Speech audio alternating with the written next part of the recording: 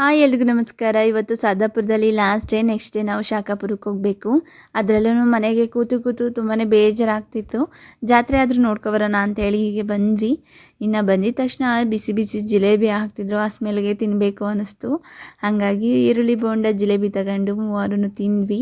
ತುಂಬ ಚೆನ್ನಾಗಿದ್ವು. ನನಗಂತೂ ತುಂಬಾ ಫೇವ್ರೆಟ್ ಆಗೋಯ್ತು ಜಿಲೇಬಿ, ಅಷ್ಟು ಚೆನ್ನಾಗಿದ್ವು. ಹಾಗೆಯೇ ಜಾತ್ರೆ ಎಲ್ಲ ಒಂದು ರೌಂಡ್ ಹಾಕಿದ್ವಿ. ಅಷ್ಟೊತ್ತು ಪ್ರೀತು ಅಜಯ್ ಎಲ್ಲರೂ ಅಲ್ಲೇ ಆಟ ಆಡ್ತಿದ್ರು.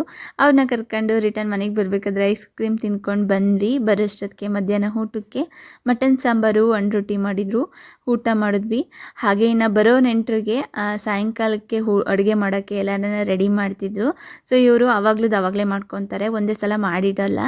ಎಷ್ಟು ಬೇಕೋ ಅಷ್ಟು ಮಾಡಿಕೊಂಡು ಮತ್ತೆ ಖಾಲಿ ಆದರೆ ಮತ್ತೆ ಮಾಡೋ ಥರ ಇರುತ್ತೆ. ಮಾಡೋ ಸಾಂಬಾರು ಅಷ್ಟೇ ಹೆವಿಯಾಗಿ ಮಸಾಲೆ ಎಲ್ಲ ಹರಿಯಲ್ಲ, ಸಿಂಪಲ್ಲಾಗಿ ಬೇಗನೆ ಮಾಡ್ತಾರೆ. ಅದರಲ್ಲೂ ಕುಕ್ಕರು ಬಳಸಲ್ಲ ಜಾಸ್ತಿ, ತಪ್ಪಲೆಲ್ಲ ಮಾಡ್ತಾರೆ.